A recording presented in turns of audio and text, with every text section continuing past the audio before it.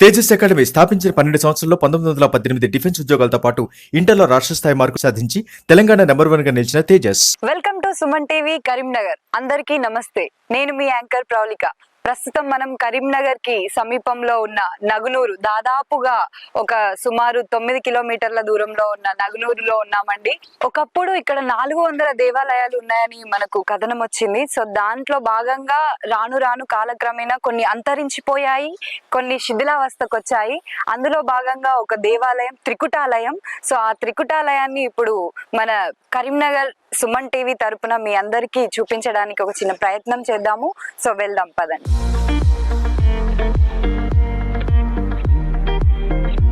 Okay, మనం ఇప్పుడు ఊరి ఎంట్రన్స్ నుండి త్రికుటాలయ దారికి వెళ్తున్నామండి. సో దగ్గరలో ఉంది టెంపుల్.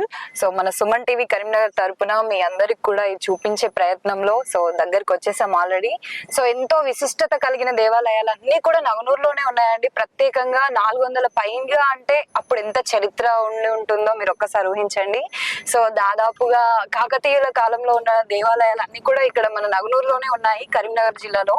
సో ప్రతి ఒక్కటి కవర్ చేయడానికి ట్రై చేస్తాము. అందులో ఫస్ట్ మనం త్రికుటాలయాన్ని చూపిద్దాము.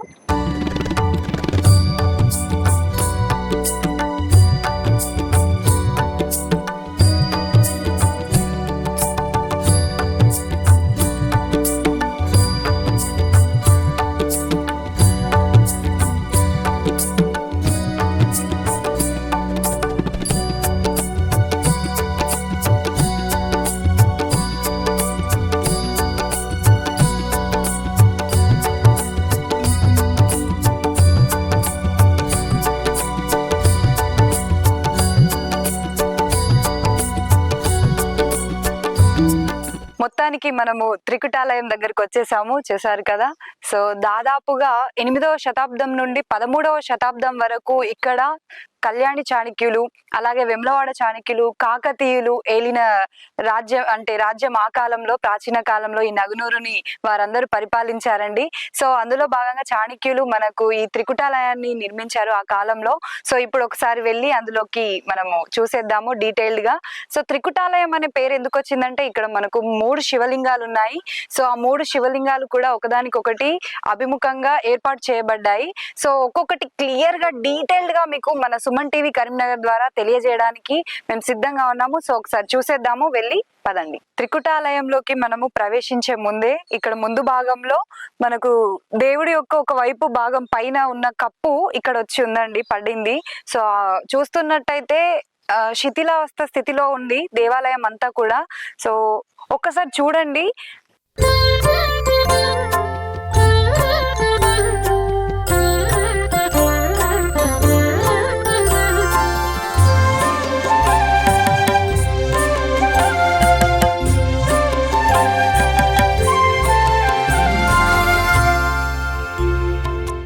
చూస్తున్నట్టయితే దేవాలయం అంతా కూడా అసలు డ్యామేజ్ గా ఉంది కొంచెము. మొత్తానికి మనకు వ్యూ అయితే చూస్తున్నట్టయితే ఒకవైపు రావి చెట్టు కూడా చాలా బాగుంది. ఎంట్రన్స్ లోనే మనకు శివలింగం ఒకవైపు, అక్కడ రావి చెట్టు దగ్గర కూడా ఒక శివలింగం ఉందండి ఏర్పాటు చేసి. సో ఒకసారి లోపలికి వెళ్తూ చూద్దాము. ఈ త్రికుటాలయంలో మామూలు రోజులలో పూజలు జరగవండి. సో శివరాత్రి రోజు మాత్రమే ఘనంగా పూజలు జరుగుతాయి ఇక్కడ పెద్ద ఎత్తులో. ఇక్కడ నగునూరులో ఉన్న గ్రామస్తులు, అలాగే చుట్టుపక్కల ఉన్న గ్రామస్తులు అందరూ కూడా వచ్చి పూజలు చేస్తూ ఉంటారు శివరాత్రి రోజు. సో వారికి ఇబ్బంది కలగకుండా ఈ రైలింగ్ ని ఏర్పాటు చేశారు. భక్తులందరూ కూడా రద్దీ ఉంటుంది కదా ఆ రోజు, శివరాత్రి రోజు చాలా మంది వస్తారు ఇక్కడికి. సో ఇటువైపు నుండి ఒకవైపు నుండి వెళ్ళడానికి, ఇటువైపు నుండి రావడానికి ఇలా ఇబ్బంది కలగకుండా. అలాగే కింద చూస్తున్నట్టయితే సిమెంట్ తో ఫ్లోరింగ్ కూడా ఏర్పాటు చేశారు. ఇదంతా కూడా భక్తులకు ఎలాంటి ఇబ్బంది కలగకుండా మళ్ళీ ఇప్పుడు కొత్తగా వేసిందండి ఇదంతా కూడా. సో చూసారు కదా ఇటువైపు బండలన్నీ ఎలా ఒకదానిపైన ఒకటి పరిచిన్నాయో. నిజంగా అప్పుడు ఎలాంటి బంకమట్టి అంటే జాయింటింగ్ కి ఎలాంటి కెమికల్స్ అలాంటివి యూజ్ చేయకుండా ఓన్లీ ఒక బండ మీద బండ పేర్చి మాత్రమే ఇలా సెట్ చేశారు. అప్పటి కాకతీయుల కాలంలో, ఈ చాణక్యుల కాలంలో విశిష్టత ఏంటి అంటే మనకు గుడుల యొక్క విశిష్టత ఎక్కడ చూసినా గానీ బండ మీద బండ పేర్చి ఆ గుడిని అలా నిర్మిస్తారు. దాంట్లో ఎలాంటి ఈ సిమెంట్ అలాంటివి ఇలాంటివి కూడా యూజ్ చేయకుండా బండ మీద బండను పేర్చి మరి ఇలా ఒక ఇంత పెద్ద పెద్ద బండల్ని ఆపారండి. సో గ్రేట్ కదా. అదంతా ఇప్పుడు మనం చూస్తున్నామంటే నిజంగా చాలా అద్భుతంగా ఉంది. సో డీటెయిల్ గా చూద్దాం పదండి.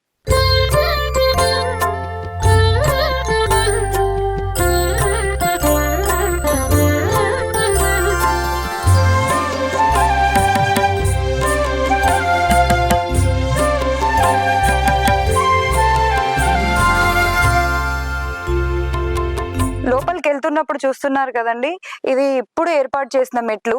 ఇవి చాలా చిన్నగా ఉన్నాయి, కాకపోతే ఇక్కడ పైకి వెళ్తున్న కొద్దీ మనకు స్టెప్స్ అనేటి సైజ్ పెరుగుతూ ఉంది. వీటి వెడల్పు చూసారా ఎంత వెడల్పుగా ఉన్నాయో. చాలా పెద్దగా ఉండేది బండ, కాకపోతే భక్తులకు ఎలాంటి ఇబ్బంది కలగకుండా అలా మళ్ళీ సౌకర్యంగా ఉండాలని భక్తులకు ఎక్కడంలో ఇలా ఏర్పాటు చేశారు. ఆ కాలంలో వాళ్ళ హైట్ కూడా కొంచెం డిఫరెన్స్ ఉండేది. సో వెళ్దాం లోపలికి.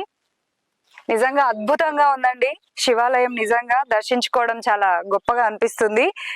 మొత్తానికైతే కంప్లీట్ గా ఈ బండలకి అలాగే మనకి ఎంట్రన్స్ లో ఉన్న ఈ 2 పిల్లర్స్ కి తేడా ఉంది. ఎందుకంటే ఈ 2 పిల్లర్స్ మళ్ళీ కొత్తగా అరేంజ్ చేశారు. ఇవి అప్పుడు ఈ గుడి నిర్మించినప్పుడు ఏర్పాటు చేసినవి కాదు, మళ్ళీ మధ్యలో తెచ్చినవి. చూసారు కదా, ఆ బండల్ని చూస్తున్నట్టయితే మనకు కనిపించే భాగం మాత్రమే పాలిషింగ్ చేశారండి, అంటే స్మూత్ గా కనిపిస్తుంది.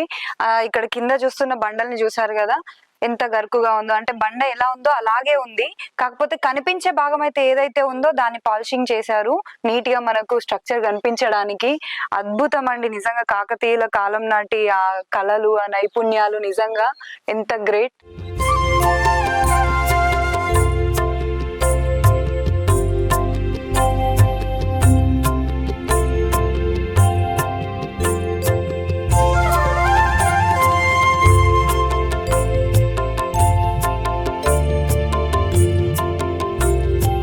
నిజంగా ఆ కాకతీయుల కాలం నాటి ఆ కళలు, నైపుణ్యాలు నిజంగా అద్భుతం అండి.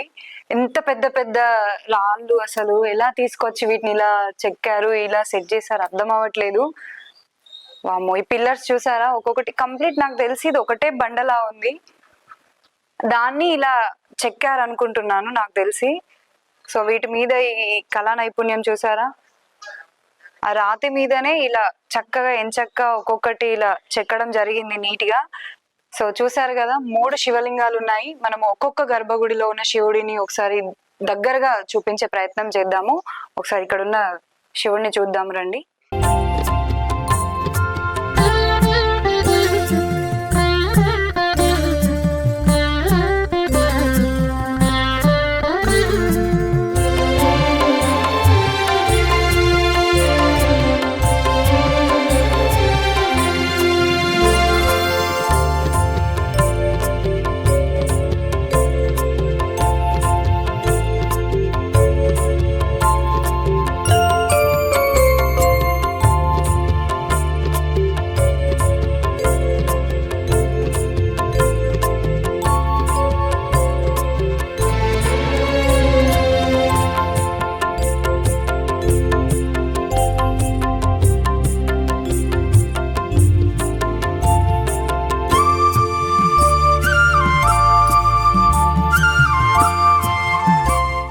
కాకతీయులు చాణక్యుల కాలంలో నిజంగా ఇంత పెద్ద శివలింగాన్ని ఎలా ప్రతిష్ఠించారో కానీ నిజంగా మహా అద్భుతం. ఒకసారి చూస్తున్నట్టయితే డీటెయిల్ గా చూడండి, మనకు ఒకవైపు ఆల్రెడీ శిథిలావస్థ స్థితిలో ఉంది శివలింగం అంతా కూడా. కింద చూస్తున్నట్టయితే ఆ ఆర్కిటెక్చర్ కూడా చాలా అద్భుతంగా చేశారు. ఆ కాలంలో కాకతీయుల కాలంలో ఆ శిల్పకళ ఏదైతే ఉందో మనకు ఉట్టిపడేలా శివలింగాన్ని ఎంత అద్భుతంగా చెక్కారో చాలా అద్భుతంగా ఉందండి. ఈ త్రికుటాలయంలో ఉన్న ఒక గర్భగుడి వెనుక వైపు భాగం ఒకవైపు వంగిపోయి ఉందండి. చూస్తున్నట్టయితే వెనుక వైపు భాగం కృంగిపోయింది ఒకవైపు. అలాగే అక్కడ బండలన్నీ కూడా ఒకసారి ఒకదాని మీద ఒకటి పేర్చింది, అక్కడ మనకు గ్యాప్ వచ్చింది చూస్తున్నట్టయితే. అంటే ఎంత శిథిలావస్థ స్థితిలో ఉందో మనకు అర్థమవుతుంది చూస్తున్నట్టయితే. ఒకదానిపైన ఒకటి పేర్చి బ్యాలెన్స్ చేయడం అనేది నిజంగా అప్పుడు సాధ్యం, ఇప్పుడైతే అది అసలు వీలవ్వదు. ఒకదాని మీద ఒకటి పేర్చడం అనేది అప్పుడే కుదురుతుంది. సో శివాలయం ఒకవైపు గర్భగుడి అనేది ఇలా ఉంది. ఈ త్రికుటాలయంలో ఉన్న ఒక గర్భగుడిని చూసాం కదా, ఇంకో గర్భగుడిలోకి వెళ్దాం పదండి. ఈ త్రికుటాలయంలో ఉన్న ఇంకో గర్భగుడిలోకి వెళ్ళిపోదామండి. సో ఈ గర్భగుడి ప్రతి 3 ఉన్నాయి కదా, ఈ 3 గర్భగుడిలో ఎంట్రెన్స్ అనేటివి దాదాపు సేమ్, ప్రతి గర్భగుడి ఎంట్రెన్స్ కూడా సేమ్ ఉన్నాయండి. ఆర్కిటెక్చర్ అంతా కూడా సేమ్ డిజైన్ లో ఉన్నాయి. సో లోపలికి వెళ్దాం పదండి. ఎంత చీకటిగా ఉందో ఇందులో చీకటిగా అంటే గర్భగుడి ముందున్న ప్లేస్ చీకటిగా ఉందండి. కాకపోతే గర్భగుడిలో ఉన్న శివుడు ఉన్నారు కదా, అక్కడ మాత్రం లైటింగ్ వస్తుంది. అదే ఇక్కడ విశిష్టత. సో కాకతీయుల కాలంలో ఉన్న ఒక విశిష్టత ఏంటి అంటే, ఎలాంటి దేవాలయంలో కూడా గర్భగుడిలో ఉన్న శివలింగం మీద మాత్రం ఖచ్చితంగా సూర్యకిరణాలు పడతాయి. అది ఇక్కడ ఉన్న ఒక విశిష్టత. సో చూద్దాం పదండి.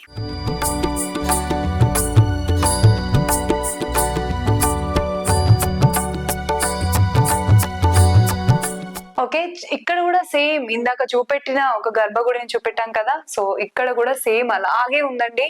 ఒక బండలు కూడా ఎంత సైజ్ లో సేమ్ అక్కడ ఎలా అయితే తీసుకున్నారో అదే కొలతతో ఇక్కడ కూడా సేమ్ ఒకదానిపైన ఒకటి బండలు. ఇక్కడ ఫస్ట్ ఒక 2 పెద్ద పెద్ద బండలు తీసుకున్నారు, వాటిపైన ఒక చిన్నగా. సో అలా ఏర్పాటు చేయడం అనేది 3 గర్భగుడిలో కూడా ముందున్న ప్లేసెస్ సేమ్ గా ఉన్నాయి. ఇక్కడ ముందు చూస్తున్నటువంటి ఆర్కిటెక్చర్ కూడా కంప్లీట్ గా సేమ్ ఉంది. సో ఇక్కడ కింద కూడా ఇక్కడ చూస్తున్నట్టయితే ఇక్కడ రాతి మీద చెక్కిన అది ఏదైతే ఉందో అదంతా కూడా సేమ్ ఉంది. సో వెళ్దాము ఇందులోపలికి కూడా ఒకసారి శివుని దర్శించుకుందాం.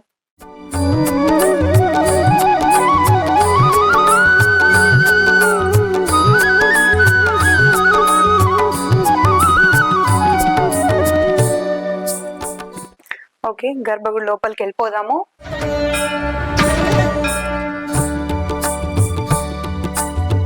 అయితే ఇంతకు ముందు 2 గర్భగుడిలో ఉన్న శివలింగాలను చూసాము, ఈ లింగాన్ని కూడా చూసారు కదా. డిఫరెన్స్ ఉందండి. అక్కడ 2 సేమ్ ఉన్నాయి, కాకపోతే ఇక్కడున్న శివలింగానికి 2 కళ్ళు ఉన్నాయి. సో ఇది డిఫరెన్స్ ఇక్కడ ఉన్న శివలింగానికి.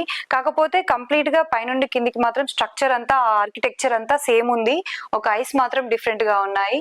ఈ శివలింగం మాత్రం ఎలాంటి డ్యామేజ్ అవ్వలేదండి, ఎలాంటి డ్యామేజ్ అవ్వలేదు. నిజంగా అద్భుతంగా ఉంది. అప్పటి నుండి ఇప్పటి వరకు కూడా ఈ ఒక్క లింగం మాత్రం, ఈ గర్భగుడిలో ఉన్న ఈ ఒక్క శివలింగం ఎలాంటి చెక్కు చెదరకుండా ఉంది. సో బండలు కూడా ఎలాంటి చెక్కు చెదరకుండా అలాగే ఉందండి. ఈ వైపు మాత్రం, ఈ వైపున చూస్తున్నట్టయితే గోడలు కూడా ఎలాగా ఉన్నాయో అలాగే ఉన్నాయి. నిజంగా అద్భుతంగా ఉందండి చూస్తున్నట్టయితే. సో శివాలయంకి వచ్చి ఇలా దర్శించుకొని మీకు మా సుమన్ టీవీ కరీంనగర్ ద్వారా ఇదంతా చూపించడం కూడా చాలా మహాభాగ్యంగా అనిపిస్తుంది. సో నిజంగా గ్రేట్. సో ఈ త్రికుటాలయంలో ఉన్న 3 గర్భగుడులను మనం చూసాము. ఒకటి అబ్జర్వ్ చేశారా మీరు? అసలు ఇక్కడ చూసారా, ప్రతి ఒక్క బండ పైన మనకు నెంబరింగ్ సిస్టమ్ ఉంది. అంటే పురావస్తు శాఖ వాళ్ళు మళ్ళీ తిరిగి నిర్మించేటప్పుడు ఏ బండలు ఎలా క్రమం తప్పకుండా మళ్ళీ అలాగే ఆ ప్లేస్ లోనే పెట్టడానికి ఇలా నెంబరింగ్ సిస్టమ్ అనేది ఇచ్చారు. సో మళ్ళీ ఎప్పుడు అది నిర్మాణం జరుగుతుందో తెలీదు.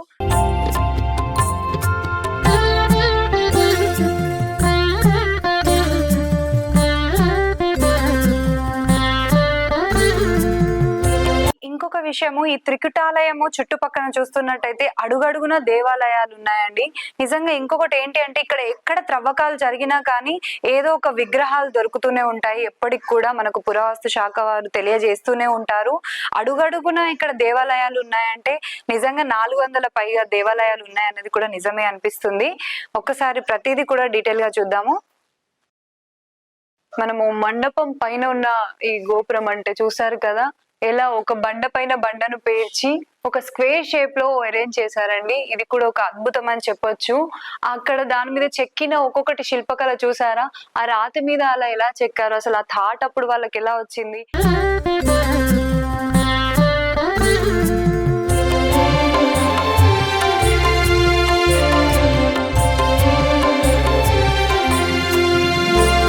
ఇంకొకటి ఏంటి అంటే, 8వ శతాబ్దం నుండి 13వ శతాబ్దం అనుకున్నాం కదా, ఆ కాలంలో నిజంగా ఇంత టెక్నాలజీ అప్పుడు లేకపోయినా కూడా ఇంత అద్భుతంగా ఈ శిలల పైన ఇలాంటి శిల్పకళ చేయడం అనేది ఆ చాణక్యుల కాలంలో, ఆ కాకతీయుల కాలంలోనే సాధ్యమండి.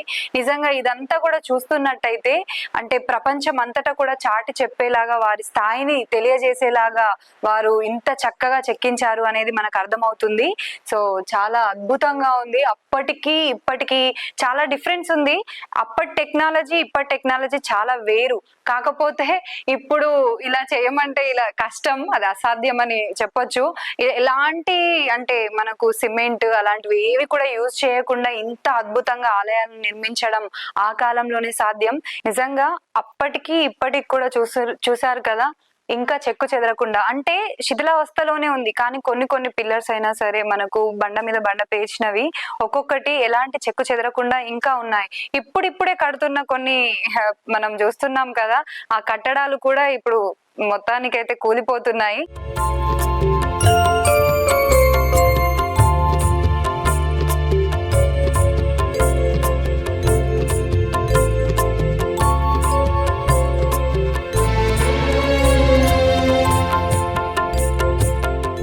నిజంగా ఇలా దగ్గర నుండి వీక్షించడం అనేది చాలా అద్భుతంగా అనిపిస్తుంది. నిజంగా ఇక్కడ బండలన్నీ కూడా ఇలా ఒక పెద్ద బండ, ఇలా ఒక చిన్న చిన్న బండల మీద నుండి ఒక పెద్ద బండని తీసుకొని దాని మీద ఒక శిల్పం ఏదైతే ఇలా వాళ్ళ ఆర్కిటెక్చర్ అనేది డిఫరెంట్ గా ఉందండి.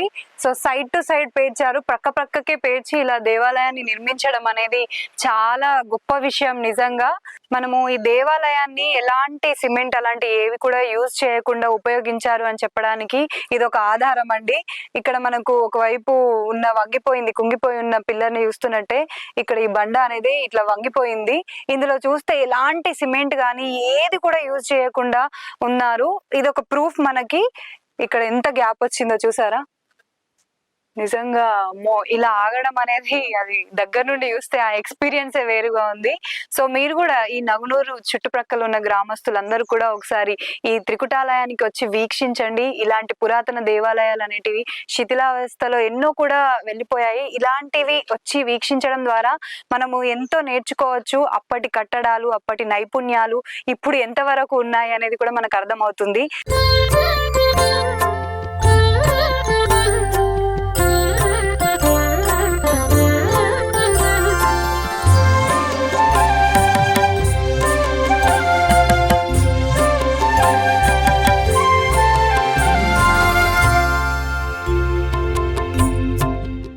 నిజంగా నగునూరులో ఉన్న ఎంతో చరిత్ర గల దేవాలయాలన్నీ కూడా నగునూరులో ఉన్నాయి కదండి. సో ఇలాంటి దేవాలయాలకి వస్తూ పోతూ ఉంటారు విజిటర్స్ అందరూ కూడా. సో ఇక్కడ మనతో పాటు ఈ దేవాలయాన్ని వీక్షించడానికి వచ్చిన వాళ్ళు ఉన్నారు. నమస్తే సార్. నమస్తే అండి. మీ పేరు? నా పేరు డాక్టర్ శ్రీనివాస్ అండి. నేను సికింద్రాబాద్ నుంచి వచ్చాను. సికింద్రాబాద్ అంటే మా స్వగ్రామము ఈ కరీంనగర్ జిల్లానే. నేను ఇలాంటి మన భారతదేశ చరిత్రలో చారిత్రాత్మకమైనటువంటి వైభవం ఉన్నటువంటి దేవాలయాల్ని కానీ మన వారసత్వ సంపదను అందరినీ వీక్షించడం అనేది నాకు ఒక అలవాటు. సో ఇప్పుడు మనం ప్రస్తుతం అయితే నగనూరు అనే పట్టణంలో అంటే ఇది ఒక గ్రామంలో ఉన్నాము. ఇది దాదాపుగా కరీంనగర్ నుంచి ఒక 8 కిలోమీటర్ల దూరంలో ఉంది. సో ఈ నగునూరు అనేది పేరు అందుకు వచ్చిందంటే దాదాపుగా 400 దేవాలయాలు ఉన్నాయి కాబట్టి దీన్ని నగునూరు అని పేరుగా పిలుస్తారు. ఇది ఒకప్పుడు ఏంటంటే కాకతీయుల సామ్రాజ్యంలో ఇది ఒక అధికార కేంద్రంగా ఉండేది. సో అందుకోసమనే మీరు కరీంనగర్ పట్టణం నుంచి మొదలుకొని ఇక్కడ మళ్ళీ రాయపట్నం, ధర్మపురి అని ఉంటుంది. ఈ దారిలో మీరు ఎంతసేపు ప్రయాణించినా ఇలాంటి కొన్ని వందల వేల ఆలయాలను కూడా వీక్షించవచ్చు. సో దేశ చరిత్ర అనేది ఓన్లీ మన మట్టే కాకుండా మన వారసత్వ సంపద కూడా అంతే కదా. దేశం అంటే మట్టి కాదు, ఈ దేశం అంటే మనుషులు అని గురజాడారు అన్నారు కదా. దేశం అంటే మట్టి కాదు, మనుషులు అంటే మనిషే కాకుండా మనిషితో పాటు భూమిపైన ఉన్నటువంటి ప్రతి చారిత్రాత్మక సంపద కూడా మనకు చాలా అవసరం. అంటే దురదృష్టవశాత్తు ఇప్పుడు ఉన్నటువంటి యువతరానికి అంటే వాళ్ళ యొక్క చదువులో పాఠ్యాంశాలలో ఉన్నటువంటి విషయాలు కానీ ఏంటంటే ఇలాంటి వాటిని తెలపకపోవడము నిజంగా అదొక దురదృష్టకరమైన విషయము. కానీ భారతదేశంలో మనము వెతుక్కుంటూ పోతే అడుగడుగునా కూడా ఒక గుడి ఉంటుంది.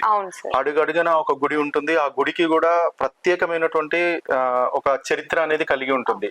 సో వాటిని నిజంగా తెలుసుకుంటూ పోతే నిజంగా పూర్వీకులు మన కోసం ఏమి వదిలారు అనేది వీటిని సందర్శించడం వల్లనే మనకు తెలుస్తుంది. సో దీనిని ఎక్స్ప్లోర్ చేయడం కోసమనే చాలా మంది కూడా విదేశీయులు వస్తుంటారు.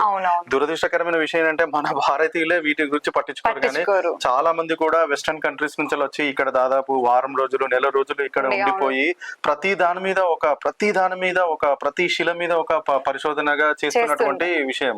సో దీన్ని చూసి మనము చాలా నేర్చుకోవాల్సినటువంటి విషయం ఎంతో ఉంది.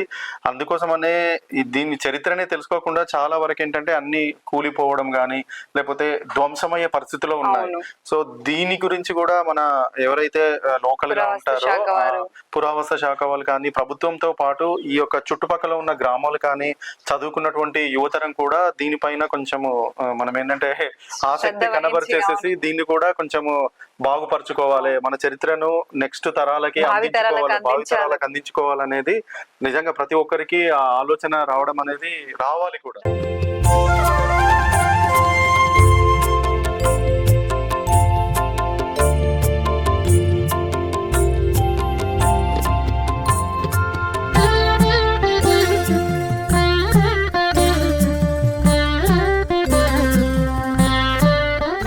త్రికుటాలయానికి దగ్గరలోనే ఇంకా 2 ఆలయాలు ఉన్నాయి. ఒకసారి వాటిని కూడా చూద్దాం. వచ్చేసింది. సో ఇందులోకి వెళ్ళే ప్రయత్నం చేశాం కానీ వెళ్ళలేకపోయాము. సో బయట నుండే చూస్తున్నట్టయితే ఇది కూడా పెద్ద శివాలయమే అండి. స్తంభాలు ముందట వైపు అక్కడ స్తంభాలు ఉన్నాయి. ఇక్కడ బ్యాక్ సైడ్ ఉన్న బండలన్నీ కూడా కూరుకుపోయాయి. ఒక్కటి కూడా కరెక్ట్ గా లేవు. లోపలికి వెళ్ళే ఛాన్స్ లేదండి. సో మనకు త్రికుటాలయానికి దగ్గరలోనే ఉంది. సో దగ్గరలో ఉన్న ఇదొక మరొక శివాలయము. ఈ శివాలయం లోపలికి వెళ్ళడానికి అసలు ఛాన్స్ లేదు. మనము త్రికుటాలయంకి సమీపంలో మరొక వైపు ఇంకొక ఆలయం ఉందండి. ఇక్కడ నిజంగా మేము అంటే నడుస్తూనే చూస్తున్నాము, అడుగడుగున దేవాలయాలు ఉన్నాయనేది చాలా వాస్తవంగా అనిపిస్తుంది. 400 పైగా దేవాలయాలు ఉండడంలో ఆశ్చర్యమే లేదనిపిస్తుందండి. సో ఇక్కడ చూసారు కదా, ఇది కూడా శిథిలం అయిపోయి ఉంది. మొత్తానికి ఇక్కడ కూడా ఒక ఆలయం ఉంది అనేది మనకు నమూనా చూడండి, కంప్లీట్ గా శిథిలమైపోయి ఉంది. అక్కడ లోపలికి వెళ్ళలేని పరిస్థితిలో ఉన్నాము. సో ఈ వైపు చూస్తున్నట్టయితే ఒక్కసారి ఇటువైపు సైడ్ కి చూడండి, 2 స్తూపాలు ఉన్నాయి. సో మన త్రికుటాలయ సమీపంలోనే ఒక ఆలయం ఉంది. దానికి పాటు ఇక్కడ పక్కనే చూస్తున్నట్టయితే 2 స్తూపాలు కూడా ఉన్నాయి. ఆ స్తూపాలు కూడా దేనికి నిర్మించారు, అది ఏదో ఒక ఖచ్చితంగా దానికి కూడా ఒక స్టోరీ ఉంటుంది. సో 2 స్తూపాలు అయితే ఉన్నాయి.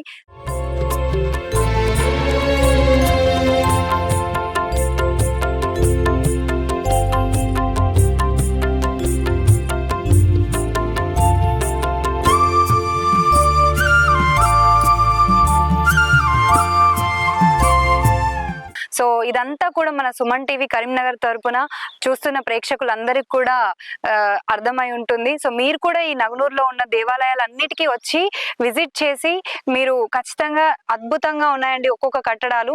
ఆ 8-13వ శతాబ్దంలో కట్టిన దేవాలయాలు ఇప్పటికీ ఉండి మనం వెళ్ళి చూస్తున్నాము అంటే అది ఆశ్చర్యపోయాల్సిన విషయమే.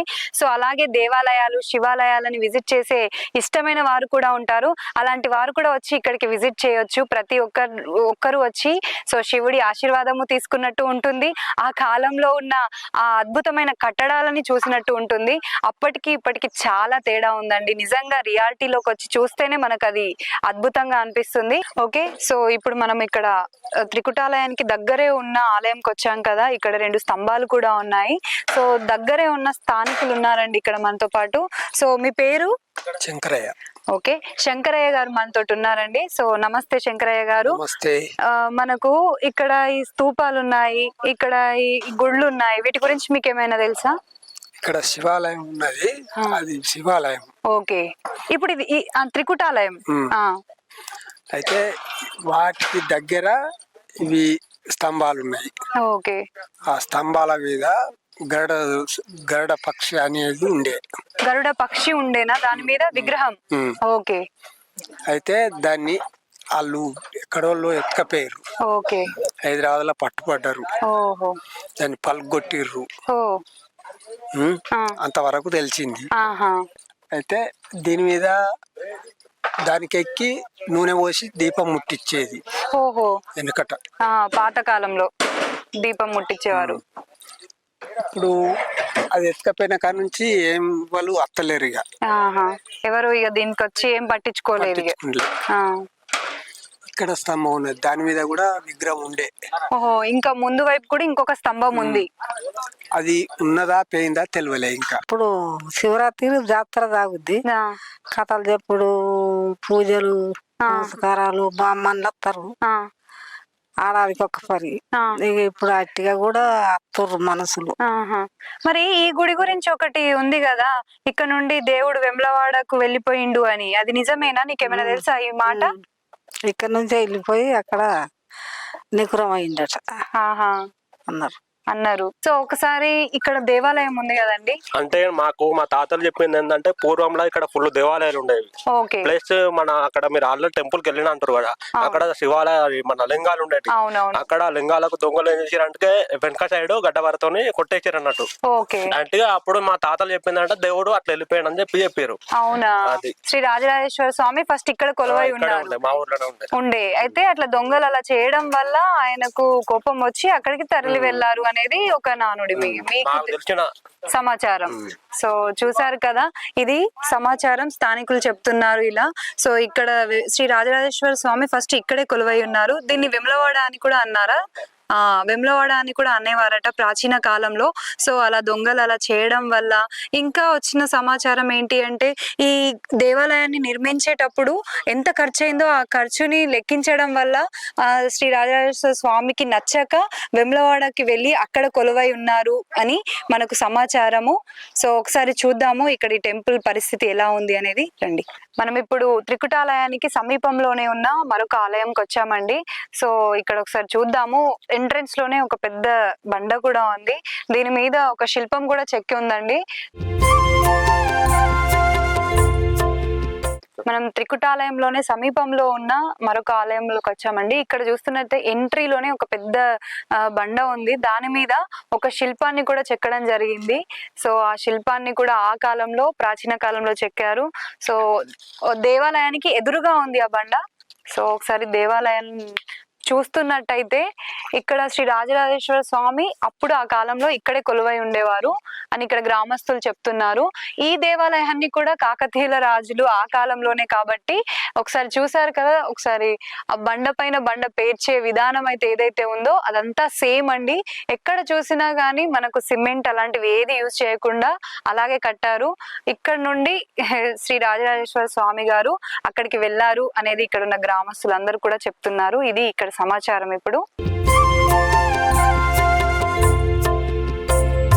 ఈ దేవాలయానికి 2 ద్వారాలు ఉన్నాయండి. ఈ 2 ద్వారాలలో చూస్తున్నట్టయితే మనకు లోపల ఎలాంటి విగ్రహాలు కూడా లేవు. సో అదే నిదర్శనం ఏంటి అంటే ఇక్కడ నుండి శ్రీ రాజరాజేశ్వర స్వామి వెమ్లవాడలకు తరలి వెళ్ళారు అనేది. ఇందులో ఎలాంటి విగ్రహాలు లేవు, ఎలాంటి పూజలు కూడా లేవు. సో చూస్తున్నారు కదా, ఇక్కడ ఎలాంటి పూజలు కూడా లేవు. కంప్లీట్ గా ఈ సర్కిల్, ఈ సరౌండింగ్ అంతా కూడా మొత్తం పాడుబడి ఉన్నది. సో అది విషయము. నగునూరులో అడుగడుగున ఆలయాలు ఉన్నాయనేది మనం నిజంగా చూస్తున్నామండి. ఇక్కడ ఆల్రెడీ లైవ్ లో మీకు చూపించే ప్రయత్నం చేశాము, క్లియర్ గా కళ్ళకు కట్టినట్టుగా మీకు చూపించాము. సో ఇది ఇక్కడ ఉన్న పరిస్థితి.